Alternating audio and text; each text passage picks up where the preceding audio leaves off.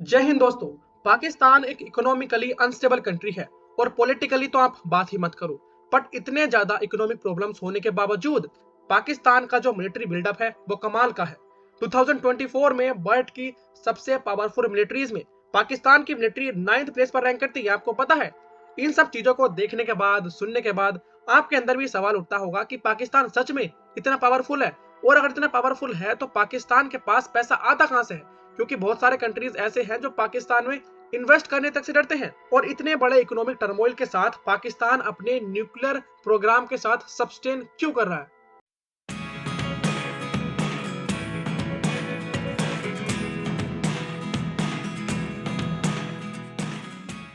पाकिस्तान के nuclear programme पर US के इंटेलिजेंस ऑफिसर ने एक क्लियर स्टेटमेंट दी है कि पाकिस्तान के अंदर जिस तरीके से प्रॉब्लम इंक्रीज हो रही, इकोनॉमिक टर्मोइल है और जो पॉपुलेशन के अंदर अनएम्प्लॉयमेंट, रेसेशन और इन्फ्लेशन जैसी चीजें फैल रही हैं, despite of the economic turmoil Pakistan sustain कर रहा है न्यूक्लियर प्रोग्राम को, जो काफी बड़ी बात है। बट सवाल ये उठता है कि पाकिस्तान ऐसा कर क्यों रहा है? इसके पीछे कारण है इंडिया। इंडिया और पाकिस्तान के बीच में जो रिलेशन है वो कभी भी अच्छे नहीं रहे हैं, और इसी चीज को मद्देनजर रखते हुए पाकिस्तान अपने न्यूक्लियर प्रोग्राम को कंटिन्यू कर रहा है, ताकि अगर कोई कॉन्फ्लिक्ट इंडिया और पाकिस्तान के बीच में होता है और अगर बात न्यूक्लियर वेपन से पहुंच जाए तो पाकिस्तान पीछे नहीं हटेगा। बट इस न्यूक्लियर मॉडर्नाइजेशन की वजह से ही पाकिस्तान के अंदर जो टेररिस्ट अटैक है, टेररिस्ट वॉयलेंस है, वो काफी ज्यादा इंक्रीज हुई है। अगर हम लास्ट ईयर की बात करें, जिस तरीके से पाकिस्तान के अंदर टेररिस्ट वॉयलेंस इंक्रीज हुई है, उसका नंबर काफी शॉकिंग है। जो आंकड़े सामने आए हैं वो एकदम अलग है। अगर आप 2024 की बात कर लो तो 2024 में जो फर्स्ट क्वार्टर था, यानी जनवरी से लेकर मार्च तक, पाकिस्तान ने 245 टेरर अटैक देखे, जो कोई छोटा मोटा नंबर नहीं है। 245 एक काफी बड़ा नंबर होता है। बट स्टिल पाकिस्तान की जो फर्स्ट प्रायोरिटी है वो उसकी मिलिट्री है, उसका मिलिट्री बिल्डअप है, भले ही पॉपुलेशन में कितनी ही अनएम्प्लॉयमेंट फैल जाए। और रिसेंटली आपने सुना होगा पाकिस्तान जिस तरीके से अपना न्यूक्लियर प्रोग्राम आगे बढ़ा रहा है, और इसी कड़ी में पाकिस्तान ने अबाबिल, जो बेसिकली एक मीडियम रेंज बैलिस्टिक मिसाइल है, वो बनाई है। और सबसे इंपॉर्टेंट बात यह है कि न्यूक्लियर कैपेबल मिसाइल है, और मोर इंटरेस्टिंगली ये MIRV टेक्नोलॉजी को फॉलो करती है। और 2017 में ही पाकिस्तान ने इस मिसाइल का टेस्ट किया था जिसमें न्यूक्लियर वॉरहेड्स प्रेजेंट थे। हालांकि इंडिया ने भी MIRV टेक्नोलॉजी को रखने वाली एक मिसाइल, इसको हम कहते हैं अग्नि 5 मिसाइल का रिसेंटली एक टेस्ट किया है, जो एक मल्टीपल न्यूक्लियर वॉरहेड्स को एक साथ फायर कर सकती है अलग अलग जगह पे। बट पाकिस्तान ने ये जो मिसाइल बनाई थी वो स्पेशली इंडिया के लिए बनाई थी, क्योंकि जिस तरीके से इंडिया और पाकिस्तान के बीच में कभी भी टेंशन उग जाती है, उस चीज को देखते हुए पाकिस्तान ने इस वेपन को बनाया, ताकि पाकिस्तान इंडिया के किसी भी हिस्से में आसानी से अटैक कर सके। अगर हम मान लेते हैं कि पाकिस्तान जम्मू कश्मीर के किसी रीजन में टारगेट करता है, तो इसके साथ साथ आसपास के रीजन में पाकिस्तान इजीली अटैक कर पाएगा, और इसके वजह से जो एनिमी कंट्री है उसका एयर डिफेंस सिस्टम कंफ्यूज हो जाता है। और यही एक खास बात है जो इस मिसाइल सिस्टम को सबसे अलग बनाती है। और कुछ ही ऐसे कंट्रीज हैं वर्ल्ड में जिनके पास ये टेक्नोलॉजी एग्जिस्ट करती है। और पाकिस्तान की इस मिसाइल के बनने के बाद सबके जवान पर एक सवाल था कि क्या इंडिया का एयर डिफेंस सिस्टम पाकिस्तान की अबाबिल न्यूक्लियर मिसाइल को काउंटर कर पाएगा? क्योंकि आज के टाइम पर इंडिया के पास आकाश एयर डिफेंस सिस्टम, पृथ्वी एयर डिफेंस सिस्टम, और धीरे धीरे इंडिया आकाश एयर डिफेंस सिस्टम को और ज्यादा इनोवेटिव और ज्यादा कैपेबल बना रहा है, ताकि जितने भी अटैक अगर होता है तो इंडिया उसको इजीली काउंटर कर सके। और इंडिया ने जो अग्नि 5 मिसाइल बनाई थी, ये बनाई थी चाइना के लिए। इंडिया इसका इस्तेमाल करके चाइना के किसी भी लोकेशन पर अटैक कर सकता है एक साथ, मल्टीपल जगह, और इसके वजह से चाइना की जो एयर डिफेंस सिस्टम है वो कंफ्यूज हो सकता है। बट एक बात मैं आपको बता दूं, ऐसा नहीं है कि चाइना के पास ये टेक्नोलॉजी नहीं है। चाइना के पास भी MIRV टेक्नोलॉजी है, जैसे कि मैंने बताया था। वर्ल्ड में कुछ ही कंट्रीज है जिनके पास ये टेक्नोलॉजी है, उनमें से चाइना भी एक है। और इंडिया ने तो रिसेंटली इस टेक्नोलॉजी को लिया है।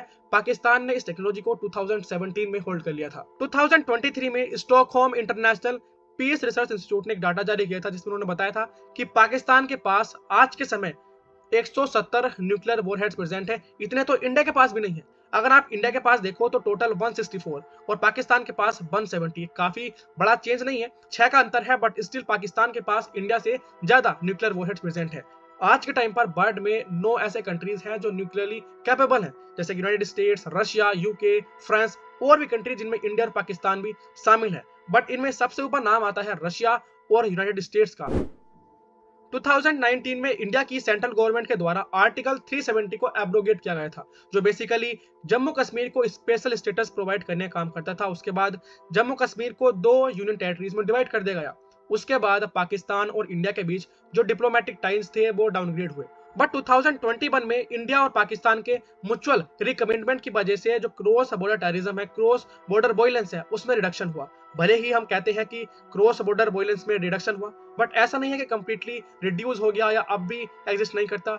अब भी बहुत सारे केसेस ऐसे हैं जहां पर इन्फिल्ट्रेशन देखने के लिए मिलती है। और इस म्यूचुअल रिकमिटमेंट की वजह से ऐसा भी नहीं है कि इंडिया और पाकिस्तान के बीच में रिलेशन इंप्रूव हो गए हों। कुछ टाइम पहले पाकिस्तान के फॉरेन मिनिस्टर ने ये कहा था कि वो इंडिया के साथ अपने जो ट्रेड रिलेशन है उनको सीरियसली इंप्रूव करना चाहते हैं।